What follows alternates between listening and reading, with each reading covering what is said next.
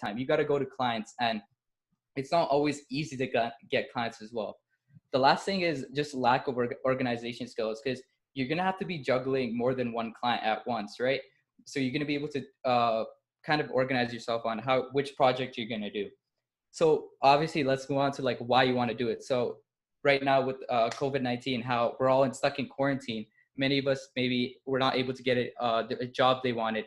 So this could be some kind of side hustle and a way to get kind of income to pay, let's say, your tuition or whatever you need for it. So it's a side hustle. It's a way to kind of fill up your portfolio, and you could develop communication skills. Obviously, you're working with a client, you're talking about how you can help each other and working with them like every day.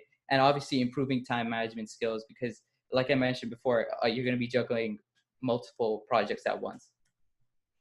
So now let's get started. So if you guys look at the visual representation on the screen, we're going to talk about a niche. So if you guys don't know what a niche is, pretend all these circles is design market, and each circle represents a certain type of design or certain area in design. So one circle could mean graphic design, one circle could mean photography, and so on from there. And what I suggest is picking one thing from there to begin with. I'm not saying you have to focus on it for the rest of your life. I'm saying focus on one. So like for me, I focused on branding, and I kind of mastered that skill, and I went on to other projects after. So once you pick your niche, you want to obviously start your platform, because right now social media it's all over us, right? It's all around us. And we want to have a social media presence, because you don't always want to focus on local clients. You want to get international clients. You want to get, because I've had clients from like the UK and all that, and they found me on social media. So for those of you who don't know what social medias they are, I'm just going to go through them one by one, just so you guys have an understanding of them. So first of all, we have Behance. It's the ability to showcase kind of larger projects with your process and mockup. So here's an example of one of my Behance projects. So this is when I did a rebranding for my high school. So I talked about why I want to do it, talked about my mood board, and you kind of include mockups, and you talk about your process and show how you started from a mood board and ended with kind of a final logo, right? Next is LinkedIn. Obviously, many of us have to use LinkedIn and use LinkedIn for job purposes, and it's mainly professional to find companies that you want to work with. So sometimes you can message the companies and say, hey, I'm doing this. Would you like to hire me? Obviously, that doesn't work, but it's a good place to kind of talk to them. Next is YouTube. All of us watch YouTube, but it is a hard place to grow. But the video content is successful there, and you're able to get lots of clients from there. Twitter is another place where I got, where I found most of my success, because you need to communicate, you need to find other designers too to collaborate with. So Twitter is a place where I was able to find other designers and kind of post my work as well. Instagram, I showed you before on how I grew my Instagram, started with graphics, just sharing it with my friends, and how I moved on to kind of using hashtags to bring in people. There's also Dribbble. Dribbble, if you guys don't know, it's also another platform where you can share different types of designs. So this is also a place where you can get clients. There's like teams on Dribbble. So if you get some attention from a team, you will have higher chances of getting a client. Last thing but not least, it's not included in here, but TikTok. TikTok's obviously, if you look in the app, it's first on the App Store right now. And honestly, to start with, I thought it was pretty dumb to even start posting TikToks. But once I started it, so hopefully you guys don't see my screen. I mean, don't hear the audio. But this is just a simple TikTok that I made. I'm talking about my process from the beginning to the end. And this got like, I don't know, 30K views. And I used hashtags, but I had 20 followers. And I was able to grow a following from that. And what TikTok does is you're allowed to link your Instagram to it. So when I say that wallpaper is on my Instagram, it brings the people from TikTok all the way to Instagram. And if they like my stuff, they hit the follow button. And now they're obviously staying updated with the content I post. And I have a new follower. So now I want to talk about your personal brand. So your personal brand, it's important to brand yourself, because you want to kind of you want to showcase yourself to a client. And it sets you apart if you have strong, consistent branding. And what my brand is right now is I try to keep it minimalist. I keep it black and white, and it's consistent, it's eye-catching, and it's more memorable for clients. Like all my social media is black and white. Why am I wearing a black shirt? Because it's my brand.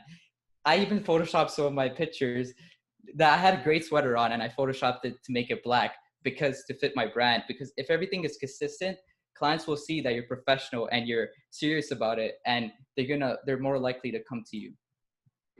So now let's move on to your portfolio. You've figured out a niche. You've said, okay, I want to do branding. What do I do with my portfolio? So using those platforms like Twitter, Instagram, you want to start posting content on there. And in your portfolio, I suggest you can have a portfolio with Behance, Dribble, but I prefer, and I advise you guys to have your own website. You guys can do it from like Wix. It doesn't have to have your own domain or anything, but a website, it's easy to kind of find all your work at once. And you're able to show what you do, your process, and a couple of detailed projects. So I'm just going to show my portfolio right now. This was my old branding. I still have to update it. It's like pink and everything. It was cool. But yeah, so I tell them I'm this, what do I do?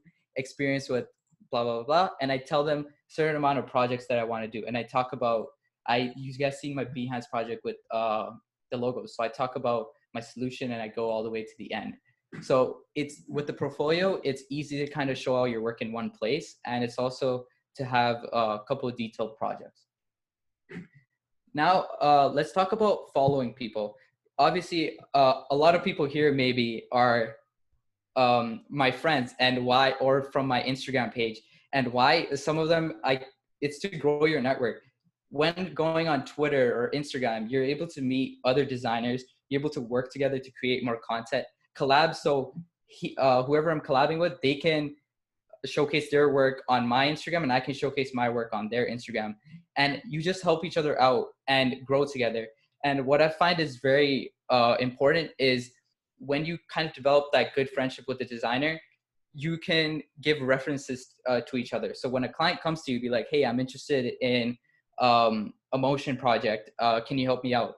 Maybe I'm busy, or maybe I'm not able to do motion work, and I know someone else who can do it. I can obviously go to him, be like, hey, can you help this guy out? And I can send the client over there, and the client will go there because if he came to me, that means he trusts me with my work. He trusts me, he likes my work, and he trusts me with his money. So if references usually work, so I'm basically giving my trust to whoever I'm referring to, and the client will follow through, obviously.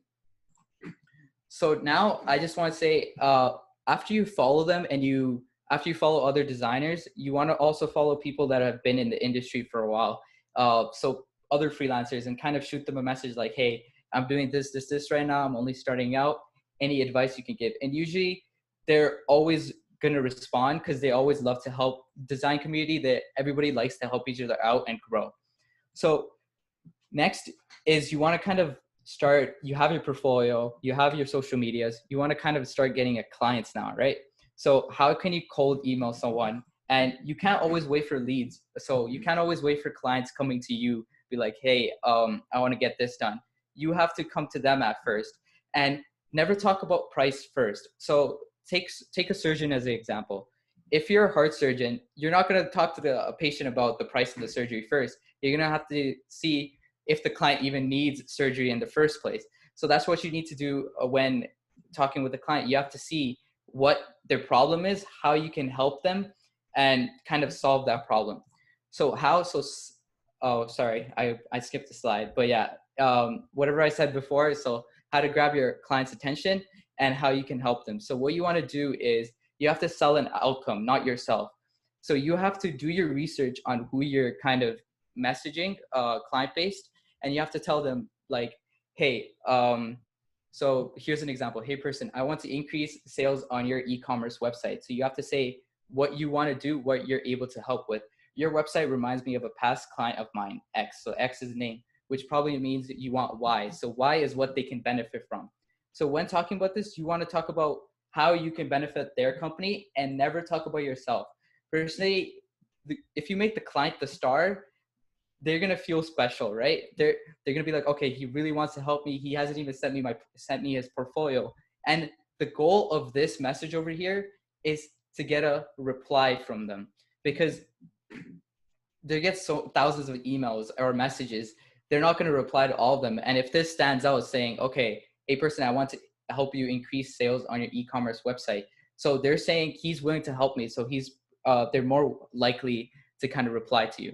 And obviously this template won't work all the time and is different for each scenario and what type of design you do. So next, let's talk about pricing. So once you've kind of once you've kind of messaged the person, they hit you back, and you're talking price now. So before you even mention your price, do your research and try to guess their budget. Usually what people do is, hey, what's your budget? And then they try to kind of match it. You don't want to do that. You have to try to guess their budget and determine a price from that. Because so here's another visual representation. So pretend the two bars are your price ranges. So if you, which is the client, your minimum you're willing to charge for a project is $100, and the max you're willing to charge is $800, and the client's minimum is 20 and their highest is like what, 400, you see there's a area in between that says you're matching. It says where both of you guys would be happy if you settle at a price. So obviously don't say your minimum, don't say your maximum, and kind of try to negotiate and go up and down from there. And also you need to know when to do free work, because obviously as a designer, all of us have probably, or whoever is a designer in here, everyone has probably gotten things from friends like, hey, I'm starting a company, can you make me a free logo, etc. Like, you need to determine if you want to do that work, and see if you want to gain something from it. Because if you're not gaining everything, what's the point? Yes, he's your friend, but you have to remember, you have to make money. And people don't care about you, they care about what you do. So you have to make sure you're gaining something from it. So next I'm going to talk about just a couple of tools that are used when talking about pricing, right? So what I like is PayPal. I don't know if you guys can tell by the logo, but PayPal, you're able to send money internationally, and because you can send money internationally, it's easier to kind of work with clients from like the UK and all that. And with PayPal, it's easier to do invoices, contracts. So why do you want to do invoices or contracts? Because sometimes some clients aren't good. They just want to get your work. They'll agree to a price, but maybe they won't pay you after. Right? So you have to, once you determine that contract, you have to say, okay, I'm charging $250 for a logo. I'm only going to settle for 2 changes, and that's going to be small changes, not any none of the big changes, and explain how you do revisions. So next, I'm going to talk about a client story that one of my client stories.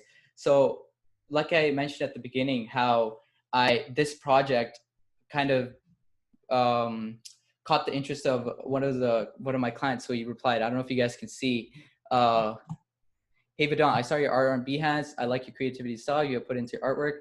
I'm looking for someone to help me create an esports poster for me. So I was wondering what your price range is for the project, and I also want the rights as well. And then he kind of proceeds to show me like, hey, this is the Behance project that I like, and he wants to know how much I'm charging. So now in this situation, someone that's just starting out, they're going to be excited. Like I was excited too. I'm like, oh wow, this got someone. But still, like at starting out, you're going to be like, oh my God, I got a client. He's coming to me. But obviously you got to ask them more information about their project. You can't just shoot a price at them like, okay, I'm charging $50 for this. You have to say, can we get in a call? Tell me more about your project, and kind of take it slowly from there. So you guys can kind of work your way up and then talk about price. So then after I kind of told him my price, I don't know why the picture is not showing, but no problem. So do you think you could do a job like this?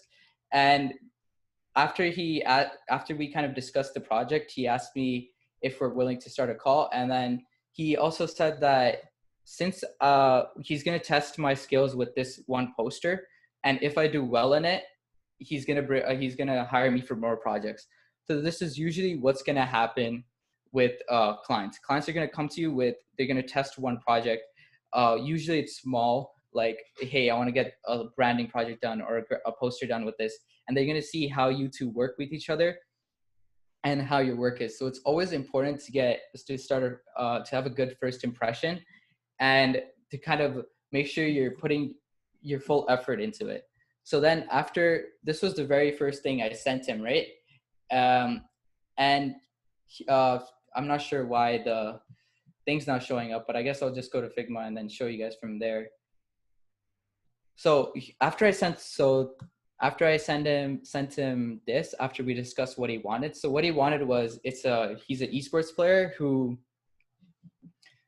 he wants to resell my poster afterwards, which is why I found it kind of weird, because since he told me after, but since I was already committed to the project, I couldn't go back. So which is why I suggest make sure to know about what the client's trying to do with your artwork after, and is he going to make more money from it or what's happening? So then you could determine your pricing from it. So anyways, I started off with just taking 2 pictures and creating like kind of a process work. You always want to update your clients with your work when you're working with the project. And this is the advice he gave me, or feedback. He's like, can you make 2 kinds of compositions that would be nice? So pretty much he was saying how he didn't like this, and can I try these pictures? So obviously I was actually really liking this, and all the pictures he sent me were either low quality or bad. And this is when you have to say, like I mentioned in the beginning, you have to say no. Like, okay, dude, like you paid this much, I can't do that many revisions, and these are the best 2 quality pictures I have. I showed him a different example and he didn't like it. So we stuck with this, and I kind of finished it up a bit and sent it to him. And he had some feedback from me again. So this time he said, the composition is good. And then he just asked me to remove some of the lines and just copywriting stuff. So this is how it's going to work. You want to make sure you're communicating with the client every single day whenever you're working with the project, showing that you're updating them. Because if you don't update them, they're going to feel lost and they're not going to come to you again, because they're going to be like, he never communicates with me. I don't get to know the process. And if he does manage to finish the whole project without even coming to me, how am I going to know if I'm liking it or not? So after I did this, he told me to create 4 or 5 more styles. Not keeping the composition same, but just changing the designs up. So that's what I did. So that's usually what you're going to have to do. You're going to have to give the client options, because when you give the clients option, it makes it easier for you, because you're not going to have to keep messaging like, hey, do you like this? Hey, do you like this? Hey, do you like this? So I sent in these 5 versions, and they weren't too like difficult to do. They just took me like an hour or 2, but still I sent them like a couple of styles, and he managed to choose this one. And so that's pretty much when the thing ended. You could see on my Instagram that's how I posted it. And then he went on from there. He actually came back to me for more projects in the future. But since I figured he was reselling, he was making this into posters, and he was having like an e-commerce website, I decided to stop working with him because he wasn't willing to pay more, obviously. I also want to talk about hourly pay and flat rate pay. So the difference is, so obviously when you're working a job with the company, they're going to give you hourly pay. So let's say we're pay you $20 an hour for a certain project, and a flat rate would be what I usually do. So if someone comes up to me and says, hey, I want a poster like this, I'll be like, okay, I charge, for example, let's say $250, while someone else would be like, I charge $20 an hour. I prefer, when you're starting out, always do a flat rate, because you don't know how long it's going to take you. And also, if you, a couple of years from now, if you're charging like $20 an hour right now, and maybe you bump it up to 40, and this takes me 7 hours, but like 2 years from now, it will take me half an hour, you're going to be losing money. And with the flat rate, it's just more easier to settle with pricing, and it's easier to determine which one you want to go for. Talk about what's next. I know I kind of talked a bit too fast, but yeah, what's next for you, and what are the next steps? So we talked about pick your niche. So right now, after this webinar, go on Google, go on Dribbble, go on Behance, figure out what you like to do and focus on that one thing. After that, start your socials, post content on it. Keep posting content every day, have a regular schedule, so people can start people can start noticing you. After that, the goal of this webinar was to help you guys understand freelancing and get your first client. So after you have your portfolio done, after you have a consistent posting, use the message I showed you beforehand to kind of contact family and friends to get your first client. You don't have to message family and friends, but it's always nice to start off with someone who trusts you already, and you don't have to just cold email someone and gain that trust slowly. So my goal for you guys is to pick your niche, start your port this upcoming month as you guys are free. Some of you guys who don't have a job, and so you guys can start making that money. I think that's pretty much it. Does anybody have any questions?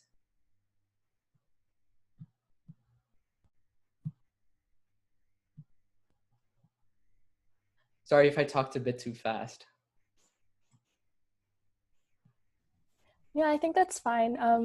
Yeah, thanks for sharing all of those insights. And we'll open the floor now for any questions if anyone wants to. Okay, one question that appeared in the chat was, do you have any tips on discussing money or pricing with a friend or acquaintance who's requesting work? Yeah, so obviously requesting, so obviously when a friend comes to you for work, he or she is your friend, and you don't really want to charge money because it could really affect your relationship with them. But you need to understand that, like I mentioned before, they don't care who you are or what, they just care about what you do. And yes, he or she is your friend, but you got to say, okay, I'll compensate a bit of money for you, but you will have to pay because I am spending my time and effort on this. And you guys just have to go back and forth. And if they are a good friend, they will be willing to pay you at least a bit, if anything.